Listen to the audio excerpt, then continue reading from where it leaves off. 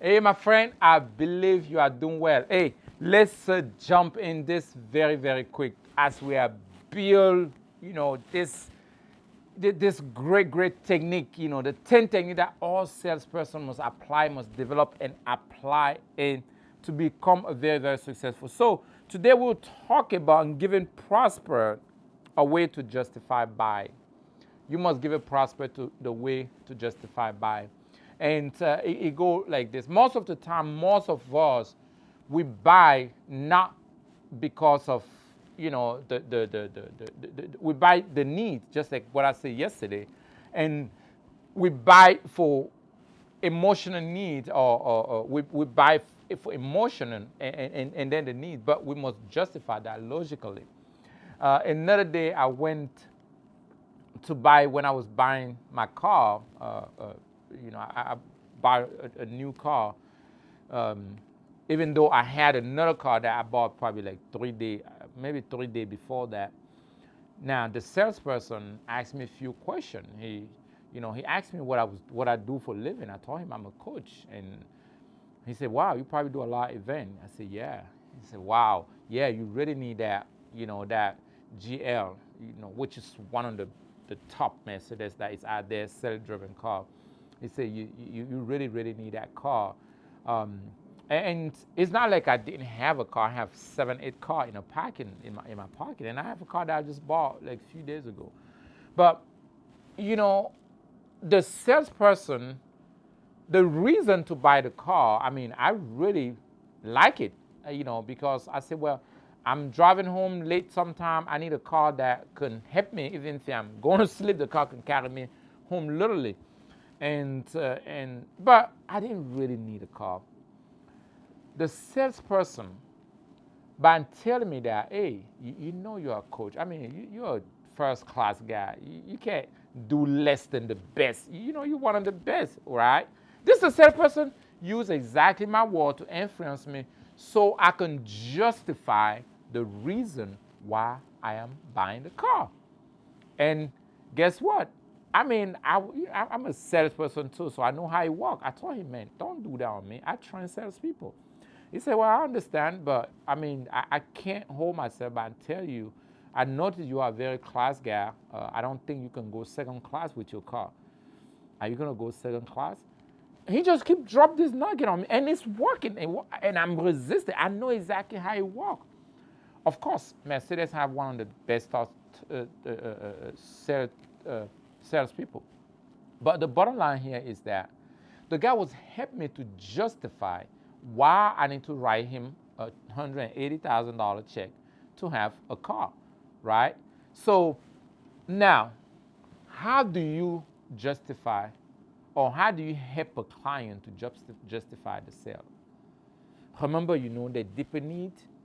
Remember, they share with you why they want to buy. You find out about the client, you know about the client. Now you have to help them to justify that sale. If we use a case of the swimming pool, again, maybe the client, for those who watch that video, maybe the client will say, well, my kids love the swimming pool.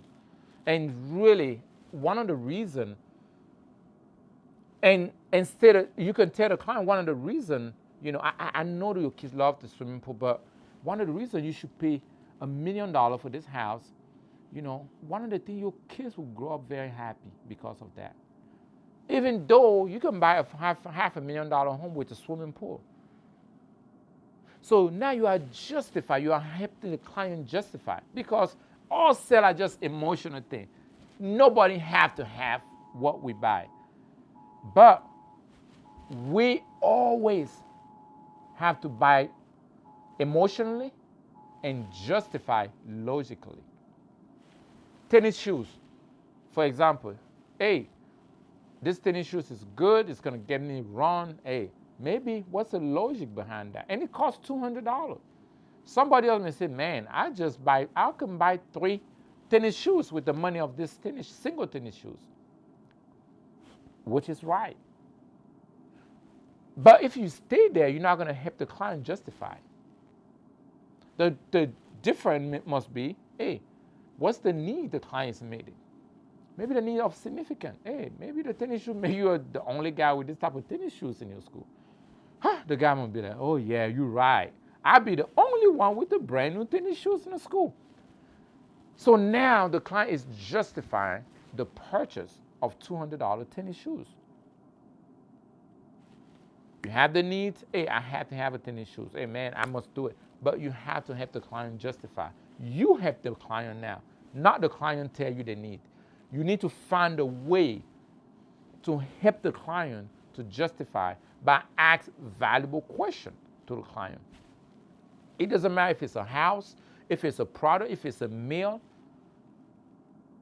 People buy the need, the feeling, but they must justify logically. That's why some people, they want to buy and they tell you, well, tomorrow I come and pay, and they don't show up because you didn't have enough logical reason for them to pay that money for that product. So always make sure before you let the client leave the shop, before you break with the client to come back tomorrow, make sure you have a logical reason, the reason they should buy. We are talking about this circle of sale. And when you apply, you drop all the nugget, man, you'll be the best salesperson on earth. Hey, tomorrow we'll talk about choosing the sell and obtain commitment, closing the sale and obtain commitment. It's going to be powerful. Now, how do you wrap the sale up and obtain commitment? We already answered all the rebuttal. We did all the 10 level of that, and then we will go ahead and close the sale tomorrow. All right, see you tomorrow.